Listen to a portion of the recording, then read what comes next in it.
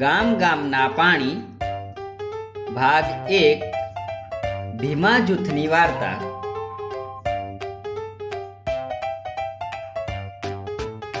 પ્રસ્તાવના।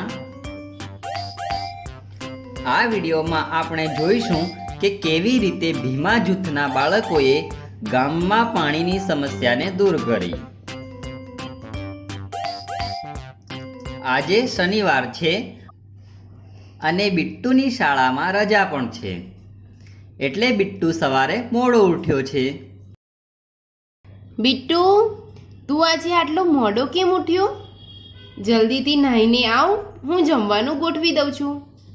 ઠીક છે માં, હું હમણાં જ આવું છું।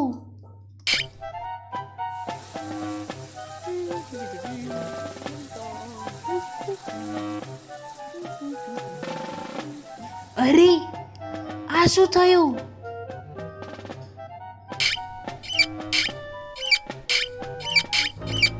માં, નળમાં પાણી નથી આવતું, હવે હું કેવી રીતે નાહું?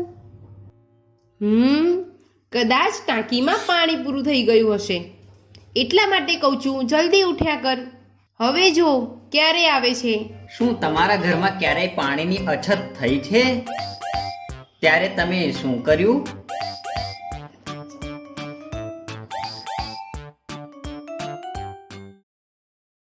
અરે બિટ્ટુ, તારા વાળ તો એકદમ સફેદ થઈ ગયા છે। જુઓ ને દાદાજી, ટાંકીમાં પાણી પૂરું થઈ ગયું છે। કદાચ વોટર પાર્કમાં જઈને જોઉં અને ત્યાં પણ પાણી પૂરું થઈ ગયું હશે તો શું થશે? Water park? હા દાદાજી, કાલે અમને શાળામાંથી વોટર પાર્ક લઈ જવાના છે। બરાબર, તે એ વિચાર્યું છે બિટ્ટુ કે વોટર પાર્કમાં રમવા માટે ઘણું બધું પાણી હોય છે, પણ બીજી ઘણી બધી જગ્યાએ પીવાનું પાણી પણ નથી હોતું। બિટ્ટુએ એના વિશે તો વિચાર્યું જ ન હતું। તમે ક્યારે આ વિષય પર વિચાર્યું છે? વોટર પાર્કમાં રમવા માટે આટલું બધું પાણી ક્યાંથી આવતું હશે? દાદાજી, જ્યાં પાણી એટલું ઓછું હોય ત્યાંના લોકોને પાણી કેવી રીતે મળે છે? બિટ્ટુ, જ્યાં પાણી ખૂબ ઓછું હોય છે ત્યાં સરકાર પાણી માટે પાણીના ટેન્કરની સુવિધા કરે છે, એટલે લોકોને રોજ પોતાની જરૂરિયાત પ્રમાણે પાણી મળે છે। દાદાજી, પછી તો એમને કોઈ જ તકલીફ નહીં પડતી હોય ને? એમને આરામથી પોતાની જરૂરિયાત માટે પાણી મળી જતું હશે। નહીં બિટ્ટુ, આ પાણી એટલું સરળતાથી નથી મળતું। પાણી માટે એમણે ટેન્કરો પાસે કલાકો સુધી લાઈનમાં ઊભા રહીને પોતાનો નંબર ન આવે ત્યાં સુધી રાહ જોવી પડે છે। ક્યારેક ક્યારેક તો એમનો નંબર આવ્યા પહેલાં જ પાણી પૂરું થઈ જાય છે। દાદાજી, એક દિવસ તો મારી શાળામાં પણ પાણીનો નળ ખરાબ થઈ ગયો હતો, તો શાળાને પાણીનું ટેન્કર બોલાવવું પડ્યું હતું। હા બિટ્ટુ, આપણા દેશમાં પાણીની ખૂબ જ સમસ્યા છે, તેને દૂર કરવા માટે આપણે પ્રયત્ન કરતા રહેવું જોઈએ। પણ દાદાજી, હું એના માટે શું કરી શકું છું? હું તો હજી બાળક છું। શું તમે પાણીની મુશ્કેલી દૂર કરવા માટે કોઈ પગલું ઉપાડ્યું છે? તેના માટે શું કર્યું છે? બિટ્ટુ, તારી ઉંમરના બાળકો પણ આ મુશ્કેલીને દૂર કરી શકે છે। એ કેવી રીતે દાદાજી? ચાલ બિટ્ટુ, હું તને એક વાર્તા સંભળાવું છું। વાર્તા સંભળાવો। આ છે ભીમા જૂથની વાર્તા। ઘણા વર્ષો પહેલા કર્ણાટકના હોલગુંડી ગામમાં પાણીની ખૂબ જ અછત હતી।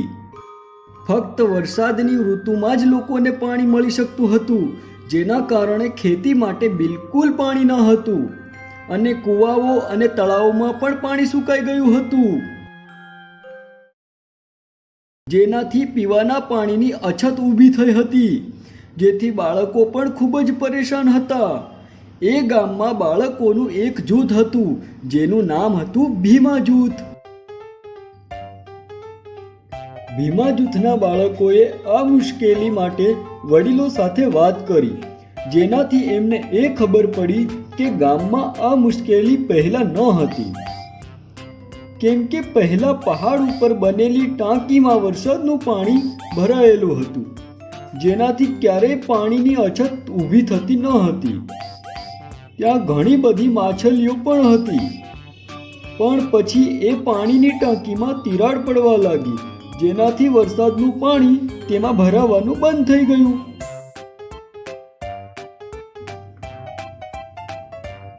અને ઘણા સમયથી ઉપયોગ ન થવાના કારણે તેમાં ગંદકી પણ થઈ ગઈ હતી. ભીમા જૂથના બાળકો ગામની આ મુશ્કેલીને હંમેશા માટે દૂર કરવા માંગતા હતા. એના માટે તેઓ પહાડ પર ચડ્યા અને સૌથી પહેલા ટાંકીને બરાબર સાફ કરી અને ટાંકીને બરાબર રિપેર કરી.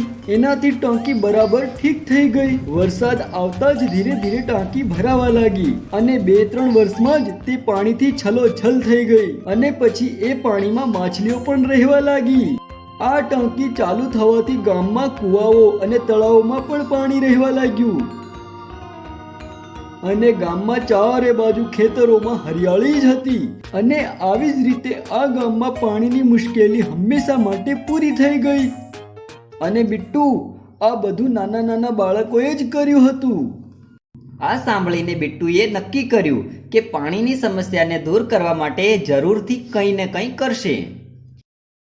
શું તમે બિટ્ટુને જણાવી શકો છો કે તેણે પાણીની મુશ્કેલીને દૂર કરવા માટે શું શું કરવું જોઈએ?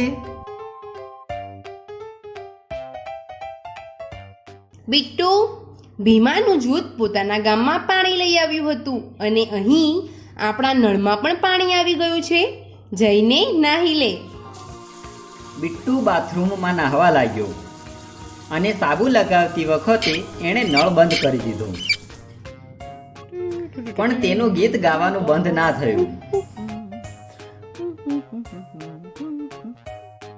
તમારા ઘરમાં તમે પાણી બચાવવા માટે શું કરો છો? સારાંશ: આ વિડીયોમાં આપણે જોયું કે કેવી રીતે ભીમા જૂથના બાળકોએ ગામમાં પાણીની મુશ્કેલીને દૂર કરી. આગળના વિડીયોમાં આપણે જોઈશું ગંદુ પાણી પીવાથી આપણને શું શું નુકસાન થાય છે અને ગંદુ પાણી પીવાથી થતા રોગોથી આપણે કેવી રીતે બચી શકીએ.